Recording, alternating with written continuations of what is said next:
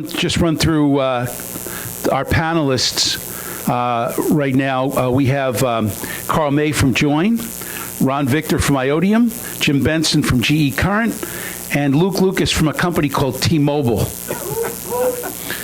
So I'd like to start with Luke. Anything interesting happened lately? You got anything you want to talk about real quick? Well, not according to the last panel. No, not one person other than the moderator mentioned T-Mobile. So they don't read the news. They don't know who's now into 100 million customers. But anyway, so I'm Luke Lucas. I'm from T-Mobile. This is year 25 for me, so I have been around a little bit, but I'm working on a really interesting in-building program. We've had it around for 5 years. That was one other astonishment, that the panel didn't even say they were aware of a T-Mobile in-building program. But anyway, we'll get to that. Right, well, that's why you're up here. So thank you, Rich. We're going to get to Thank you for the invite. I promised we'll these panels would We'll have some fun, and we'll educate. Well, we actually probably need to educate all the folks that left the room. So well, can we get those guys back? Those gals back? Don't worry about it. But yeah, I promised that this would be hard-hitting, that you know, people would actually not just hear the same old again and same old BS. So that's what we're after today, guys. So not for any reason other than tallest to shortest. I want to start with Karl, and I thought what we would do. Glad you didn't say fattest to finish. No. Unfortunately, I'd be first online. But anyway, what we talked about when we prepped our panel was kind of everybody giving a definition of what a smart building is to them, and I think they vary all over the place. Mine is quite different than we talked about on the phone. But Karl, why don't you start us off? Definition of smart buildings, what does it mean to you, and take it. Does this work? Yeah. It does work, okay. There's a 2-second delay. That's because I might swear or what? Right. So good afternoon, everybody. My name is Karl May. When we look at a smart building, we look at a building that is outfitted with devices that can collect real-time information, real-time data about the performance characteristics of the building, of its users, ingest that information, ingest the data, turn it into meaningful insights, and then ideally return that data, return those insights back to the systems that manage the building to provide a better overall operating and ambient environment for the building and the occupiers of the building. Good. Ron, you want to take that next? Sure. The inherent meaning of the word smart is something that can, or somebody that can learn, right? If you're not going to be smart, you're not going to learn. So a smart building is something that learns. When the sun is up and it's 90 degrees outside, you shouldn't have an AC running, the heater going on at 80 degrees inside. It should be smart enough to say, okay, the cooler needs to go on and it should be at this temperature, the ambient temperature is like this, the sun is out, etc. So for us, a smart, and it's pretty much universal. Smart building is something that can learn and become intelligent and intuitively start telling you, hey, I'm going to create an environment for you that you like based on your liking, your habits, the ambient surroundings, the lighting, etc., etc. And so a smart building is something that continuously learns, and by learning, it's very much like an AI-enabled HVAC system. The HVAC system, the AI algorithm keeps learning on how the HVAC is behaving and optimizes the HVAC without any human intervention required. Similar concept. Good. Jim? I think those were both great. So, I ditto what they said, but I would also add, the way we think about it is, we look at it from the lens of lighting. And when you update your lighting, well, first, lighting infrastructure, we had a major revolution back when we went to LEDs. Now, everyone needs to be in LED lighting. There's still only probably, I'd say, 40% of the market that's converted. So as that other 60% of the market converts into LED lighting and you replace these light fixtures, think about adding sensors to that, beacons, in order to collect that data we were talking about that's so valuable to better utilize the space, do things that are even, more energy saving, like advanced scheduling and dimming and Title 24 demand response. So really leveraging that great space that we have, which is lighting, that's connected, it's at the right height, can collect that data in order to help the buildings become smart. And then, of course, everything they said about the definition of a smart building being more sustainable, more efficient, and providing a better environment for the people that are dwelling inside of it. Gotcha. How about you, Luke? Well, thanks. I think it's a ditto plus connectivity in my eyes. And if you don't have connectivity, as the previous panel discussed, and we're going to discuss today, you're shortchanging yourself. So how do you build a plan for that to make sure that your building then becomes the opportunity to be smart and to enable a smart community, which is a cluster of, obviously, smart buildings? Good. So I guess we'll go back around again. Karl, so when we talked about our panel, we talked a lot about your conversation was getting to the cloud, and what you're doing is a bit different than what we're seeing from other people in the wireless space. So talk us through your take on how you're approaching the smart building space, what you're doing with that, and how sort of big data plays into this from where you sit. Sure. Well, I think what... Oh, yes, that's right. I think what Luke said is correct in that ultimately the connectivity element is essential. It's an essential enabling technology for all smart buildings. What is changing, what has transpired in the last decade is that where most or much of the data that we collect, that we talk about here, it is now ending up in the cloud. Some gentleman said you've been around for 25 years. I started my first router company 31 years and 1 month ago. And so having been involved in the public internet since the 80s, obviously what has changed now is that the inherent value of the public internet is not quite as interesting as actually where everything is moving. All of our applications, all of our data are either moving to a public cloud or a private cloud environment. And certainly in the last 7 to 10 years, the public clouds of Amazon and Google and Azure and others have become standard.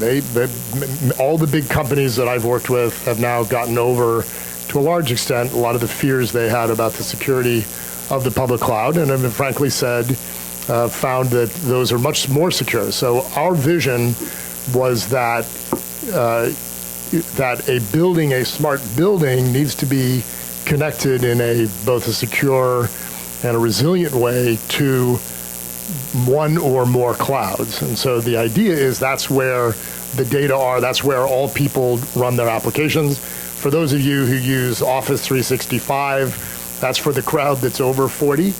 For the crowd that's under 40, you probably use a Google G Suite or something. I don't see a lot of you out there, but there are a few of you.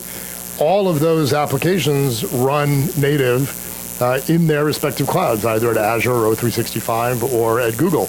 And the same is now true for more and more of these smart buildings. The systems in smart buildings are now extracting data, and where are they transmitting that data? That's going to AWS and Google and Azure, maybe Azure a little bit less, but that's where the data is ending up. That's where it's being processed and analyzed. And so the joint vision was originally really tenant-focused, but now it's also equally about how do you connect those building information systems to the cloud so that the data that they collect can be analyzed and fed back into that system. So is it true that you're the father of the router?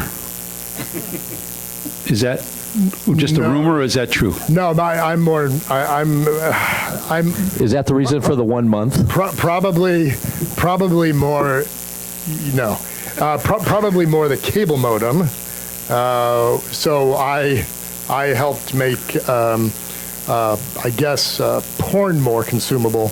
But That woke up you're the an audience. American treasure. By the way, was the number one use case when we went live. And for people like me who went to the first operating centers at TCI and the cable operators just to see, hey, what's going on, when they showed me the sort of sites that people were visiting, it was not a lot of visits to Google. Actually, Google hadn't even been founded at the time. So, but anyway, no, I am not the father router, but I was an early branch routing person. But cable modem, yes. Gotcha. So, Ron, on to you. Got it. So, Ron, your end of the business is really the building management systems and a different, completely different flavor than what Karl's doing. But you're very, very important to the overall ecosystem in terms of getting the building owner information and the ability to manage the in-building systems in their buildings. So talk us through the cyber risks and how you deal with that when you're talking to clients about, I'm going to put this device into your building and, well, how do I know it's secure? How does that work in your world? Great, Nami. Let's talk about it in a manner that people would very, very easily understand. So you all connected to the Wi-Fi here, Sunny something is the hotspot. And when you connected to that Wi-Fi system, it asked you, do you want to be publicly displayed and you want other people to connect to your device, or do you not? When you connect your laptop to Wi-Fi, you always get that. And then as human, you go and say, no, I don't want others to see my laptop. I want it only for myself. Now you've got a 13-year-old BMS in a building. You're going to connect that building. How is the BMS going to tell that, no, I don't want anybody else to connect to me? There is no human that's going to go there and click, no, no, no, this is only for my BMS. No, no, no, this is only for my lighting controller. No, no, no, it's only for my elevator controller. So we as humans understand the ability to go and click on something. Whenever you get a patch from Windows, what do? You click a button that says, yes, accept, and then you click a button that says, next, run, and then next. Now, how do you patch that for, who is going to go and do this for 100 million BMSs? Who's going to go and hit next? Okay. So when you think about connected buildings, either you can put your head in the sand and say, I'm not going to connect my building, which is fine. There are people who say that. And then there are people who say, no, I have to evolve with times, you're going to connect. How many people here have auto insurance? Everybody has auto insurance. How many of you believe you're going to get into a wreck today? So you took precautions just in case you get into a wreck. You got to view the building exactly the same way. You may not get wrecked today. Is there a possibility? Hell yeah, there is a possibility. Go to a site called Shodan and then search for BACnet. Go right now on your mobile phone, Shodan, and put BACnet over there. That'll tell you some 85,000 systems in the world that are vulnerable today. Somebody can go in and bring the lights down. Somebody can go and turn the elevator off. Why? Because everybody has thought about this. Oh, this is why would somebody want to hack into my elevator control? Well, just because they can. 90% of the world's hacks are done just for fun. Ransomware and all that good stuff. So now you have to protect the building. If you have to protect the building, that's one thing that we do really, really well, because the building has legacy infrastructure. You're not all going to upgrade your BMS, lighting, CO2, access control tomorrow. You're going to upgrade it when you do a retrofit. You're going to upgrade it when you sell the building or when you buy the building. In the interim, you got to protect all this stuff. And the second thing you got to really, I can't tell you how important this is. Every building you own, you've given somebody a badge to enter into the building. If you're a REIT or if you're an enterprise customer who owns real estate or whatever, you give a badge. Do you know which technician from which vendor is entering your building and accessing what system at what time? Remotely? Do you have any clue? Well, you should. Because if the badge is what you are worried about, don't worry about that. There's a human with a gun to shoot somebody. There's nobody there in the BMS to do that. And they can bring your entire building down. So connecting securely, managing secure access are two fundamental truths of the connected building. And pay attention to it very, very seriously. So we're going to come back to that and talk about Target in light of that. I think that's a great example. So, Jim, let's pick this up with you. So I got to tell a quick story before I let you talk on that. So I was at a hospitals conference about 9 months ago, and one of the construction, where the senior VP of construction was there to talk about 28 different projects they had in their different hospitals, and he mentioned the fact that one of them, they were ripping all the lights out and redoing with LEDs. And so I had the bold idea that I would raise my hand and ask this guy, so what is your IoT strategy with your brand new LEDs in your building? And, what are you using? Are you going to use a Sigfox or a LoRa scheme, or, what Verizon is talking about? And he kind of looked, his face went white, and he looked at me and he went, we got LEDs. So I kind of got the idea that very little understanding of how LED lighting and IoT really ties together. So can you talk us through a little bit of that, in terms of the smart building concept here? Yeah, your story happens all too often in the industry. So, a lot of people are very excited about going to LED and don't think about the other opportunities they have when they make that investment to squeeze even more value out. So we always the saying is, don't let a friend install a dumb LED fixture.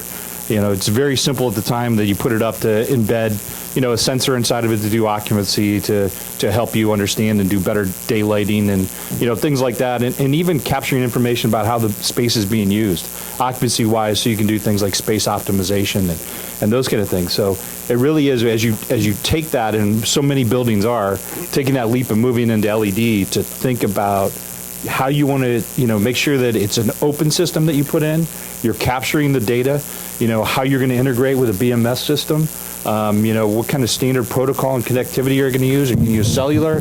Are you going to use Zigbee? Make sure that's a standard protocol, and, other edge devices could work with it that you add later. We always think about nothing's ever future-proof, but having that extensibility. We have one large retailer that, a few years ago when they put in our fixtures, they actually embedded beacons. At the time, they weren't really sure what they were going to do with those, but nowadays they're actually utilizing that to get better information about the customers and where they're going and dwell time. They're also helping with wayfinding in the store. So, being able to add those additional sensors that don't cost that much and really can give you that future IoT productivity that we're all looking for to improve the environment, to help you be more resourceful and, increase the top line. So what is Current using in terms of, what scheme are you using in terms of that, or are you cooperating with all of them? Yeah, so today we use Zigbee, Open Standard Protocol. We collect the data, we transport it through either the Ethernet or cellular, depending on what the customer wants us to utilize. That's what we do. And then, we bring all of our data up to the cloud. We have a Haystack API so that it could integrate with, a system, BMS system. We also work with a lot of people like Comfy, iOffice, Zebra, so they can take our data that we're collecting and work independently with the customer. Obviously, the customer gives them permission because they own the data. They'll then tap into our API and bring in a new productivity IoT, like we're working with Intel's Unite product, so they can do conference room scheduling and better understanding of who's utilizing the conference. As soon as you walk in, if you're scheduled the conference room, it comes up, people are on the other end. It's very efficient for them, and they're utilizing our data to know when that room is, people are coming to the room, how many people are in there. So making sure you have that integration both with, standards on the APIs, standards on the protocol connectivity side is very important. So one of the, killer apps that I think are out there, no pun intended, this wasn't meant to be funny, but ShotSpotter is one application that people are using obviously for schools and, Walmarts and places like that. How does that fit in with the scheme of what Current is doing at this point? Yeah, so each one we partner with ShotSpotter. Each one of our intelligent nodes that sit on a streetlight pole, they have the ability to detect. They have an audio sensor inside of it. They're not listening to conversations. It's all safe. but they have the ability to hear a loud sound, like a firecracker going off, a gunshot.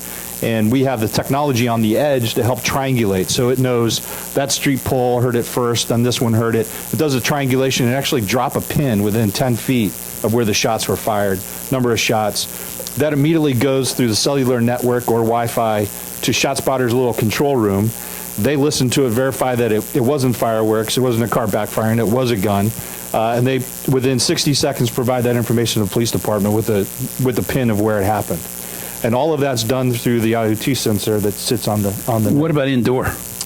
Indoor, they do have, like, we work with one large retailer, and so they have gunshot detection inside. It's harder to triangulate inside, but they're doing that inside as well, again, from sensors based inside, utilizing cellular or Wi-Fi. Good. So, Luke, obviously the in-building space is near and dear to your heart, but how does the smart building piece fit in with what you're looking to do? Is it simply an attitude that we're going to give you connectivity and the rest of, you're on your own as far as a smart building is concerned, or are you delving much more deeply into it? We're all about the customer experience at T-Mobile. And so as the uncarrier, we believe that, experience is key. So we believe that the indoor piece is the final frontier. All the carriers built the networks, no surprise, it shouldn't be to you, on an outdoor basis. So you have had the luxury of receiving an indoor signal because of your construction materials, most likely at your home or your office, your shopping center, what have you.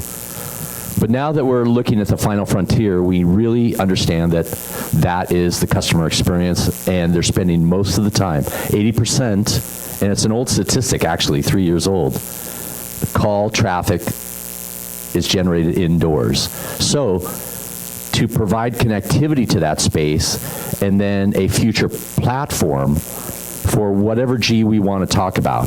It's not about a discussion of 5G today, but it's an evolution of technology indoors, and that's truly where we see it. And so I don't know what the other carriers think, but we truly believe that that is a critical element of an inclusive customer experience. Right. And so are you participating in that, and how? So we initiated our Build Your Own Coverage program, which brings in now 3 programs, hopefully with CBRS this summer, a 4th program, to be an enabler to bring the cellular signal indoors. And whether it's your view as a property operator to supplement your Wi-Fi, which is maybe you've considered or checked the box off that that's your wireless element. Again, it's building the platform so that as my panelists and the moderator are sharing with you, we're trying to build a roadmap. Now, earlier that panel, that was a bad word. We heard from JP. Don't come in and talk to me about your roadmap. But we believe that it is a roadmap, that you need to create a wireless plan, and that wireless plan then is the springboard into what now are you going to do to achieve efficiencies, effectiveness, cost savings, more control. And if you know anybody in real estate, and this audience obviously does, real estate people, developers are control freaks. They love to control. But real estate has been slow to evolve in the technology space. The previous panel discussed that. We can have conversations all the time. Everybody knows that. But we believe that, we are trying to harness some energy to push. And if it frankly indirectly pushes the other carriers into the space, great, tremendous. Because, another buzzword that they use, we don't have any exclusives. We just want to make the space better, and that's the indoor space. And then once you have that platform, look at all the things that you can do to improve that space. So. Okay, so Karl, I wanted to get back to you because we talked a little philosophically at the beginning, but I've been on panels with you and watched you in other places, and you've talked about Boston Properties and what you've done with them. So can you give us some real world stuff, not the, what is a smart building and what does it contain, but, what are you doing with some of the most prestigious developers in the country and REITs and building owners, et cetera? What are you doing for them? Sure, I'll address that. Actually, I want to go back to something that Luke said, which I think is perhaps the most important statement here as a benefit, and that is this really is a customer experience. We have to be focusing on the customer experience, or the user, or the occupier experience, including what Ron's company is doing, which also has a customer, if you will, in operating the building. So if you look at what we're doing, and you referenced Boston Properties, there are a number, and I think John Gilbert mentioned during his talk, there are a number of the large real estate owners that are now adapting to some of the use changes that have taken place in real estate. You've had the WeWork phenomenon of WeWork defining certainly a completely different notion of the workplace as a service. That brought with it started to blur the lines between what somebody operating the real estate is doing and the consumer of the real estate, providing IT as a service, providing all sorts of other amenities, not to mention, of course, very importantly, the beer on tap. But from the perspective of, if you look at many of the owners, such as Boston Properties, they've been building, and many others are building their own franchises with little twists on what WeWork did by creating their own flex offices, their own spec suite offerings, and so forth. Because the big corporate or the big enterprise occupiers that they have customarily served with 5, 10, 15, 20-year leases are now saying, look, I've got a 50 or 100-person skunk works. I want to put it in this office for 18 months, and it needs to be a completely packaged experience. I want to be able to move in and have everything there. So as an example, about 2 years ago, we started delivering IT as a service into a number of Boston Properties. I think now we have a few hundred buildings on net in 14 markets in the United States.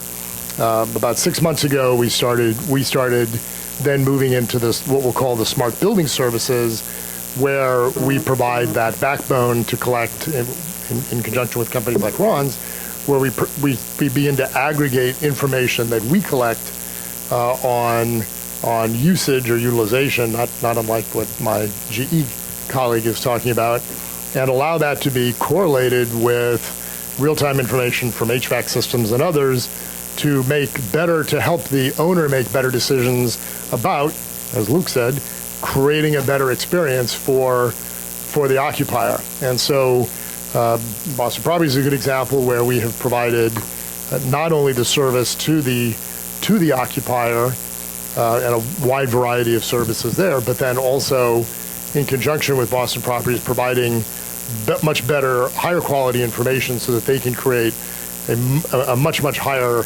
quality environment to enhance the user or the occupier experience. Gotcha. So Ron, I was going to break into another story, so I'm sure everybody's ready to fall asleep if I do. But anyway, this is serious. I was the guy from TE Connectivity was doing a panel in Buildings, New York about 2 or 3 years ago. And he literally got on stage, just like I am now, had his laptop all hooked up. He literally hacked into a building, Bank Paribas on Park Avenue, on stage while we were watching, because they had a Microsoft XP network they were using. They hadn't updated it. And he literally got into the building management system on the stage while we were watching. And I thought to myself, that's the scariest thing I've ever seen in my life. So he described what would happen in a 9/11 type attack now. They'd lock the elevators, they'd turn the heat up to 120 degrees, and then they'd hit the building. So what's IoTium doing in that sort of world, in a world where the dangers are very real? What are you doing? I heard your passion plea at the beginning. What are you doing to stop that, and what are the products that you're offering that keep that from happening? Sure. Thanks. Yes, that is exactly what we stop from happening. That's the first thing. And the reason, I mean, you have to look at this with two lenses, right? How many of you, put your hands up if you updated your BMS last year? 0. Okay, 1. How many of you updated your BMS over the past 5 years? None. How many updated? Are we sure they know what BMS is? Yeah, building management system. Okay. Sorry. So, I mean, you get the point, right? The BMS is an old system. It's in the building. It's needed to run the building. It's in this building. I bet you the one in this building is 15 years old, right?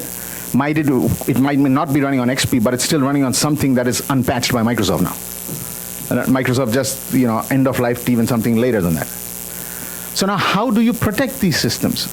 These systems are there. They're running the building. This is the most important right now. Everything that everybody's doing here can come to a halt if the lights go out. We're done. We're all running out of that exit. The productivity loss is insane. It's not about turning the lights off. If the lights go off, what is the fallout of that? So rule number 1, protect the legacy asset. Now, if you're going to protect the legacy asset, you're going to tell me, I have 300 properties located in 14 geographies. I'll have to hire an army of IT people to go and protect this. Is there some drop-ship, plug-and-play magic that can do it? The answer is yes. Call 1-800-IoTium. We'll do it for you. That's what we do. Number 1, that's why we exist. We looked at this problem 5 years ago when I was connecting aluminum smelters, copper refineries, and zinc tank houses. And I said, Jesus Christ, everybody's talking about AI, ML, analytics, occupancy, this, that. The first thing you got to do is connect. To connect the asset, you have to secure it. Don't connect it without securing it. So that's number 1.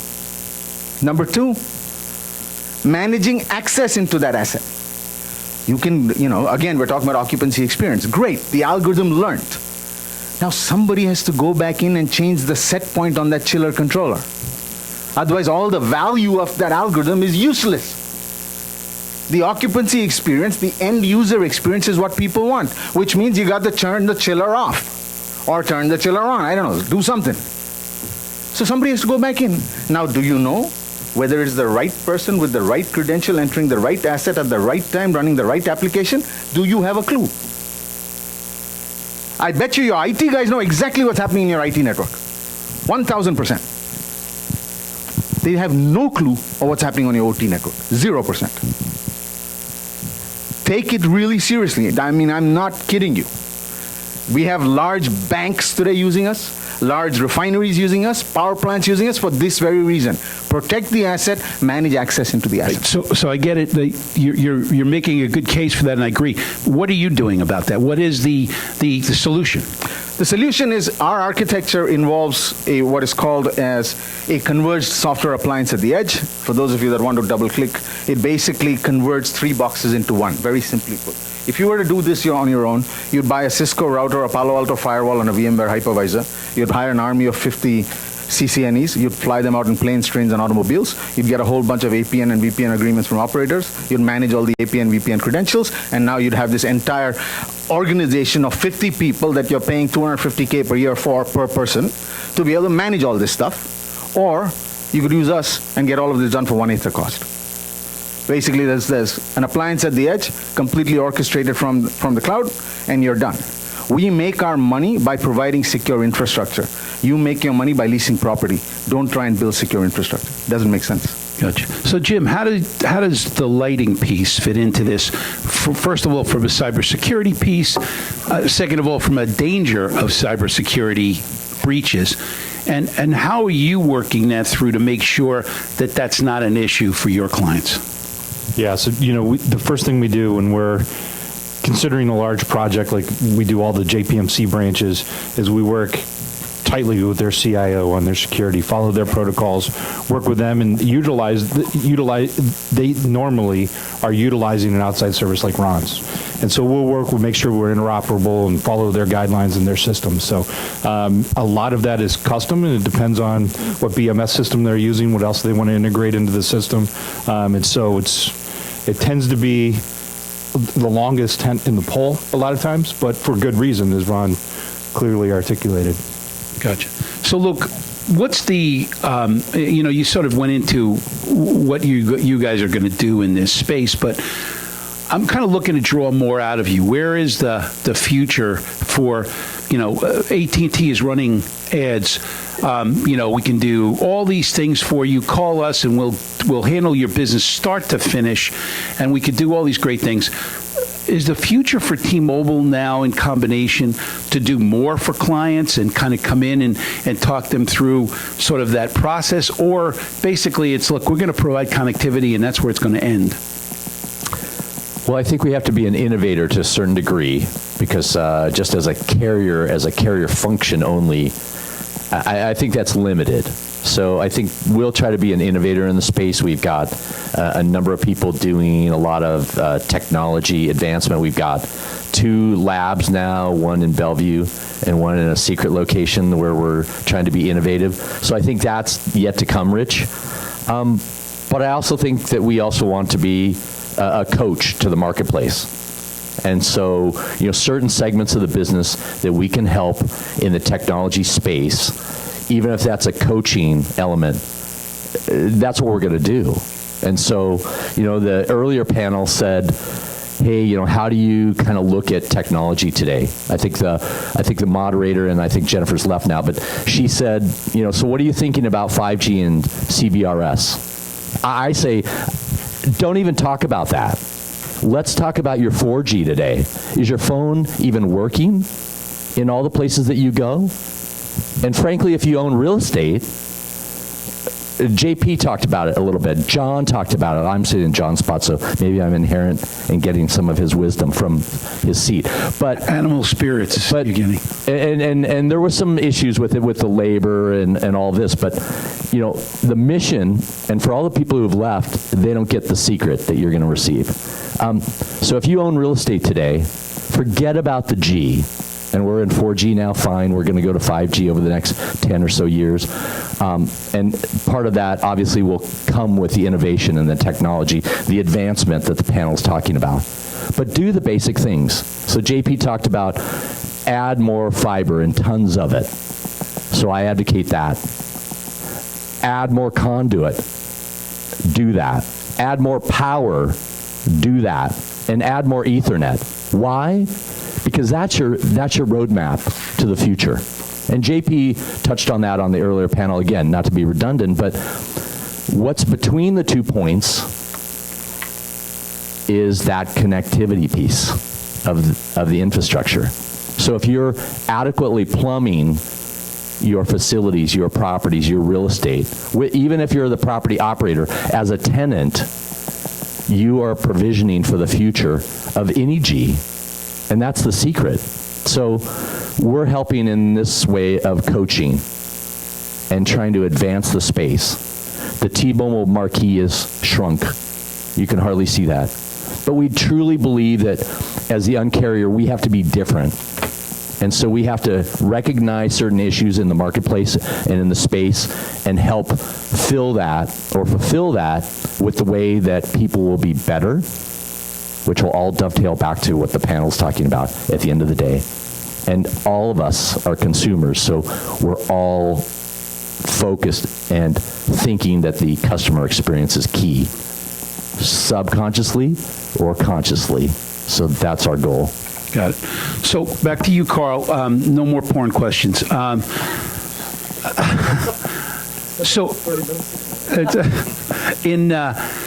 a WeWork world, how is the changing dynamics of how people are working in spaces modifying your thought process and the designs you're doing and what you're offering in the connectivity space? In a WeWork world, I think that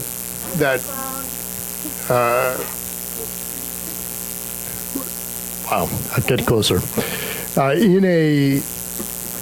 So number one, obviously we can't discount the impact that WeWork's had on the physical real estate side of things. I think that the big change that's happened is that now more and more companies And let's also recognize that it raised billions of dollars.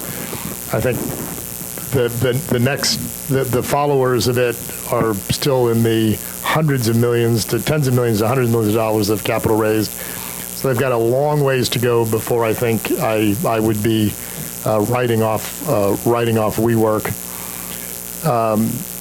But I do think there are problems for those that link in the food chain.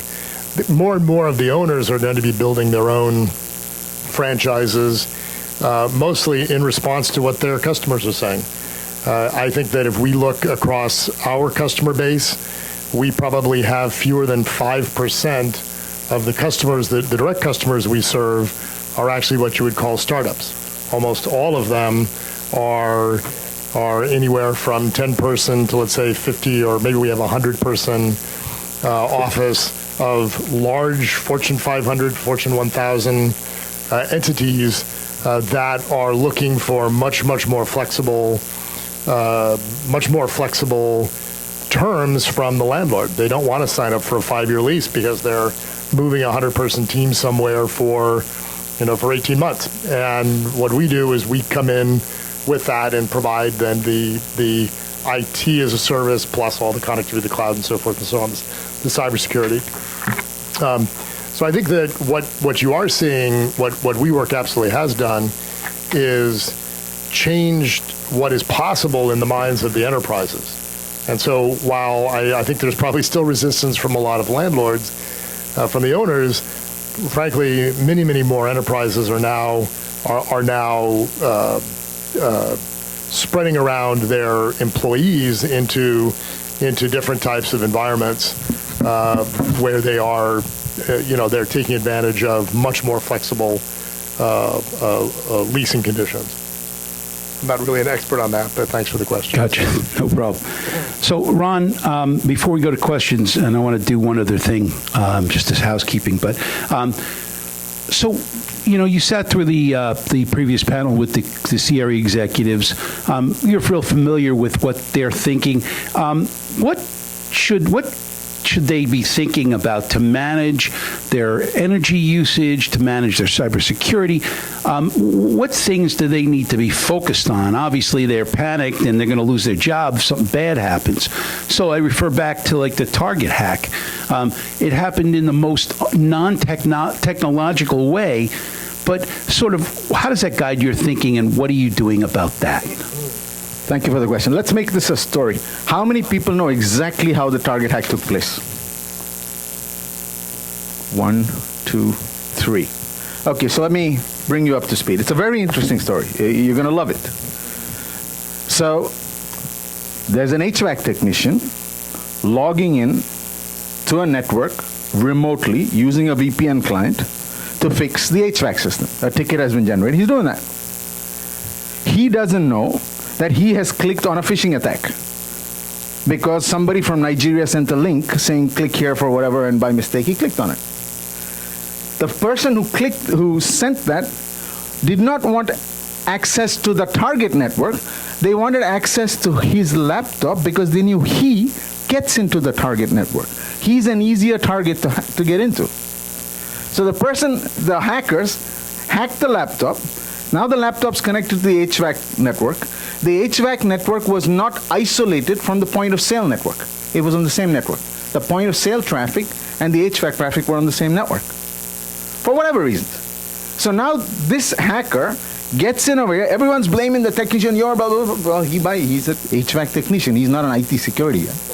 Come on, he's doing his job. He's fixing the HVAC. But his laptop has been compromised, which IT should have thought of. Should I even let a laptop touch my critical asset? Think, right? Very high level thinking. Should a laptop even be allowed to touch a critical asset?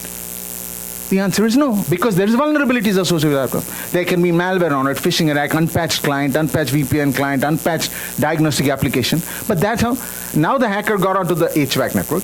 The HVAC network was not segmented enough from the point of sale network. They got onto the point of sale network. Next thing you know, 500,000 credit cards, stolen $30 million, liability, blah, blah, blah. So now if you're the CEO of Target, what are you thinking? my stock price went down, my valuation went down, my customers lost credibility on me, on my security. Same thing happened at Home Depot, by the way. And Equifax, for crying out loud, last year Equifax, I mean, I got pissed off. Like, those idiots have my credit card information and my social security number, and they don't know how to protect it. What business do they have being in business? But you see, and I think you would feel the same way.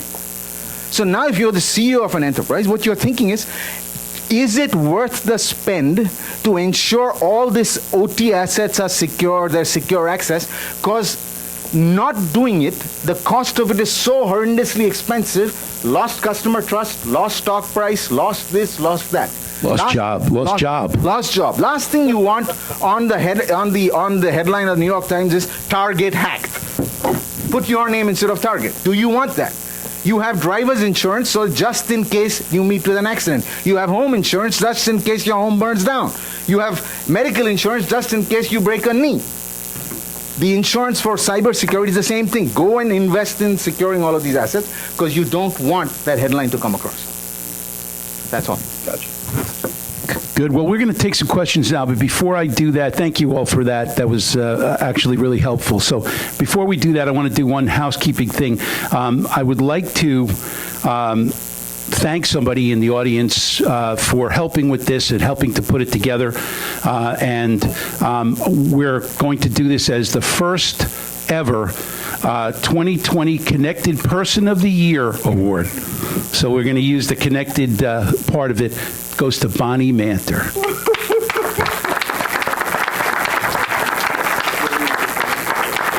Congratulations. I want you to just give me the microphone. He told me. Bonnie Manter, New York City. You know, we're born with that disruptor inside us. Rich called me a couple of months ago. Would you like to go to Florida? I hear out of my face. 2 months later, I think I've got 16 of the Bonnie community as speakers. The panels get better and better.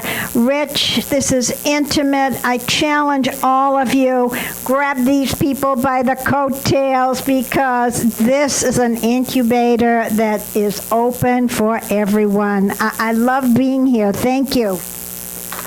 And thank you, Bonnie. Yeah, I forgot, it says on the bottom of the plaque for all the help you've been and bringing the Bonnie community to us. So thank you. So questions? Anyone in the audience, please, let's go to that. Sir, you can start. Well, thank you everybody for interesting conversation. And you guys did not mention augmented reality in the building management systems, and I'm interested if you envision embedding the technology in BMS. Thank you. I'll make this really fast. So about 25 years ago, I worked for a company called Silicon Graphics, which is long dead, but that's true. NVIDIA did come out of it, and so we were supporting. I wasn't really closely involved with virtual reality back then. When I started hearing all the stories, and for Rich's benefit, I could bring him another story that I'm sure would make him really excited too, that ties in with what appears to be his favorite theme. But there are. I think that certainly I'm not looking at it. I think that we're a long ways away from a truly consumer digestible augmented reality offering. That's I think there's a lot of other interim steps that will take place before we get to something there. Ron? I mean, step by step, it's coming. Today, what we are seeing, I'll tell you what we have seen in augmented reality, maybe not applicable to buildings, but we're definitely seeing augmented reality for repair technicians, repairing GE engines and all of that good stuff. That is happening today. It really is. And we're working with some projects on that. But coming to the building and the occupant, et cetera, I think it's a little ways away. But it'll happen. It's inevitable. We got another question back here. Thank you. My name is John Holder, and I'm the Economic Development Director in Stafford County, Virginia, and we're literally have some acreage, and we plan to build a smart downtown. my question steps half a step back, and some of you mentioned it, and it may have been the earlier panel as well, and I'll get onto it really quick here. So what's the best way to, obviously connected is one, which I'm just learning about, but to bring partners along in my role, because I know enough just to half the words you say, but what's one of the best ways to bring partners along, educate people in this smart building environment? Again, people that want to make money, that's their job, that's what we respect, but are just learning what all this means. I'll give you one example that I thought was pretty creative. So in Charlotte, they came out with Envision Charlotte, and what they did is they brought all the community members, the building facility managers and owners, and they had a kind of brought in a lot of panels and smart folks to talk to them about different alternatives, what they could do, and then they created a competition. So there was a leaderboard, and the different buildings compared their energy usage, what projects they have done, and they actually got points. And so they made it kind of like, a game theory kind of play, and they actually rewarded every year different, buildings as the smartest building. And, it was a pretty fun competition that had quantifiable dashboard and metrics around it. So that's just one idea that came to mind. Call T-Mobile. That'll help. No, don't call T-Mobile. No. But I think, Jim, you're right. I think a competition is terrific because, for us, I have a smart building checklist on our website. We have a smart city checklist. But it's really about the goals and aspirations of the community. And then that transcends into, under the goals and objectives piece, what are you trying to accomplish? And then, as Jim says, bring the stakeholders to the table and get everybody engaged. A competition makes it fun and engaging. It makes it competitive. And frankly, that's probably what you want to do to get started because we are all starting from scratch, virtually. And one smart building and one smart community are going to be different to the next door smart building and smart community because everyone's going to have different goals and objectives. What is it? So before people get so hamstrung on, well, I have to have 5G. Well, what are you going to use it for? Because it's going to be an augmentation of 4G, which you have today. So what are you lacking? Back to goals and objectives. Just one more thing too is, as you build that, you could kind of get the community to understand there's some synergies here if we work together. In the Charlotte example, they actually came to us and were able to procure LED fixtures to drive 70% energy savings in those buildings at a much better rate because I wasn't now just selling to one building, I was selling to 50. So, utilize that economies of scale as well, get other people involved. We've got one last question here. Guys, great panel, very interesting conversation. So my question will go to Ron, I think, because we're kind of limited on time. In regards to life safety, you talked about gunshot detection, maybe even something that's like an object recognition, looking at a pistol under somebody's jacket and somebody's coming in the building. I think any building that spends money on life safety for an improvement, it's a wise investment, right? You can't replace a life. My question is more around, Ron, have you dealt with anything regarding like indemnifications on contracts with the buildings where you put these systems in, if we don't manufacture the hardware, we're not responsible for interference and those types of things, and there's a glitch. How responsible are we with these systems if something bad happens? No, very good question, and I'll be the first to tell you, everybody wants unlimited indemnification. And we're the first people to say, sorry, we go out of business if we start giving people unlimited indemnification. So on the indemnification part, there are certain things, okay, just because you asked me the question, we provide a managed service. So the managed service, think of us like Xfinity. A box shows up, the pipe shows up, you decide whether you want Netflix or Hulu. That's up to you. So we are now securing everything, all that good stuff. So now, I didn't make the box. Dell made the box, HP made the box, Advantech made the box. I secured the software and the OS and all that good stuff on that box, and I made it tamper-resistant, tamper-proof, etc. Am I going to indemnify Dell? No, I'm not going to indemnify Dell. I will take a certain liability on, which is some multiple of the contract size that we get, as a maximum indemnification that I'm willing to provide. which we do for all, I mean, we have banks and refineries and power plants. So we do that because we're very sure of our technology and the fact that, I mean, people try to open the screw on the box and the box just dies flat. People try to steal the box and run away, they can't do anything with it, etc. But yes, everyone asks for it, and the way we come is to a happy middle ground of, some small multiple of the total contract value, saying this is what we're willing to invest. Ron, thank you. Thank you all for being on this panel. And just a couple of announcements and things. So we are now going to take a break.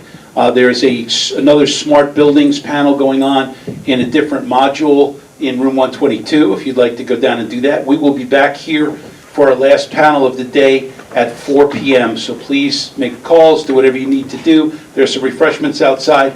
Attend that other panel if you'd like, and be back for 4 o'clock when we're doing a panel which is going to be called Case Studies of Smart Building Deployments. So thank you all for being here. Thank you to our panel, and we'll see you again in an hour.